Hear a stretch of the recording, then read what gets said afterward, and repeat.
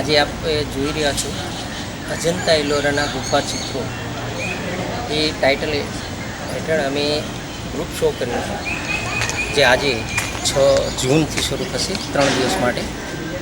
અને એમાં નવીનતા એ છે કે અજંતા એલોરા ઉપર જ એ સબ્જેક્ટ ઉપર જ બધાએ પેઇન્ટિંગ કર્યા છે.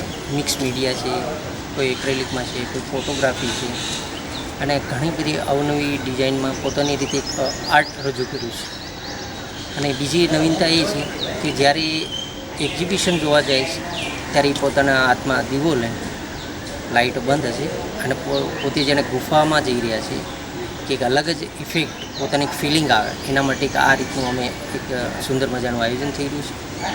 જેમાં મહાનુભાવના હાથે અમે સરસ એક્ઝિબિટ ઇનોગ્રેશન થશે.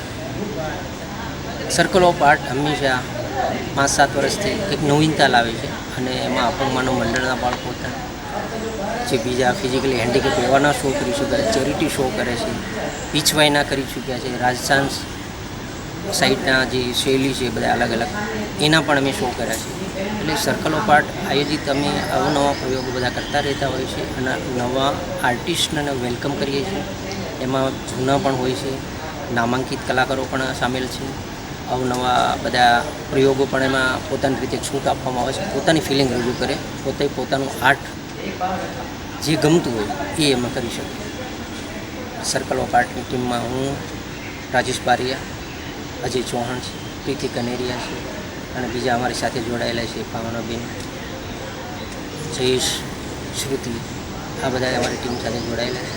અને એક સુંદર આયોજનો હંમેશા કરવાનો પ્રયત્ન હોય છે. કલાકારોને કંઈક નવીનતા મળે, એ પોતે કંઈક સ્ટેજ એમ મેળવી શકે અને આગળ જતાં એમને પણ પોતાની રીતે કંઈક કરવાની એક ધગશ થાય.